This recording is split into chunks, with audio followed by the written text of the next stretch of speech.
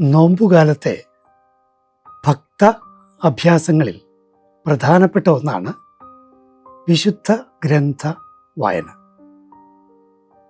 വിശുദ്ധ ലൂക്കായുടെ സുവിശേഷത്തിൽ 10-ാം അധ്യായത്തിൽ 25-ാം വാക്യത്തിൽ നമ്മൾ കാണുന്നു, ഒരു നിയമജ്ഞൻ ഈശോയോട് ചോദിക്കുകയാണ്, ഗുരു, നിത്യജീവൻ അവകാശമാക്കാൻ ഞാൻ എന്തു ചെയ്യണം? ഈശോ അദ്ദേഹത്തോട് ഒരു മറുചോദ്യമാണ് അതിന് മറുപടിയായി കൊടുത്തത്. എന്തായിരുന്നു?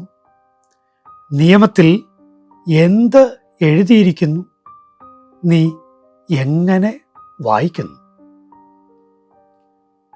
പഴയ POCയിൽ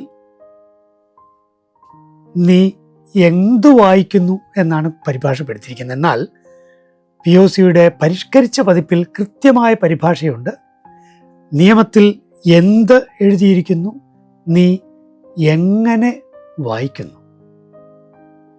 പഴയ നിയമം നീ എങ്ങനെ വായിക്കുന്നു? നീ അതിനെ എങ്ങനെയാണ് കാണുന്നത്?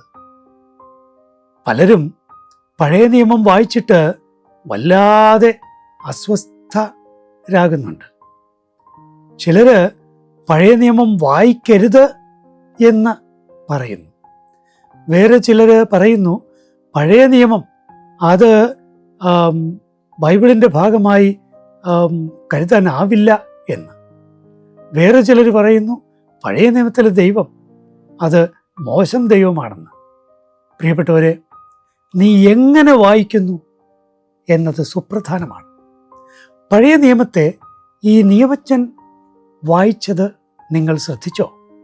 അദ്ദേഹം എന്താ പറഞ്ഞത്? അവൻ ഉത്തരം പറഞ്ഞു, നീ നിന്റെ ദൈവമായ കർത്താവിനെ പൂർണ്ണ ഹൃദയത്തോടും പൂർണ്ണാത്മാവോടും പൂർണ്ണ ശക്തിയോടും പൂർണ്ണ മനസ്സോടും കൂടെ സ്നേഹിക്കണം. തൊട്ടു പിന്നാലെ അദ്ദേഹം പറഞ്ഞു, നിന്റെ അയൽക്കാരനെ നിന്നെപ്പോലെ. പഴയ നിയമത്തിൻ്റെ കാമ്പും കഴമ്പുമായി അദ്ദേഹം കണ്ടത് ഈ 2 കാര്യങ്ങളെയാണ്. നിയമാവർത്തന ഗ്രന്ഥം 6-ാം അധ്യായം 4-ാം വാക്യത്തിലെ 1-ാം ഭാഗം, ഇനി ലേവ്യരുടെ പുസ്തകം 19-ാം അധ്യായം 18-ാം വാക്യം. ഇവ രണ്ടും ചേർത്ത് വെച്ചിട്ട് സ്നേഹമാണ് പഴയ നിയമത്തിൻ്റെ കാമ്പ് എന്നാണ് അദ്ദേഹം വായിച്ചെടുത്തത്. നല്ല വായന നേരുന്നു.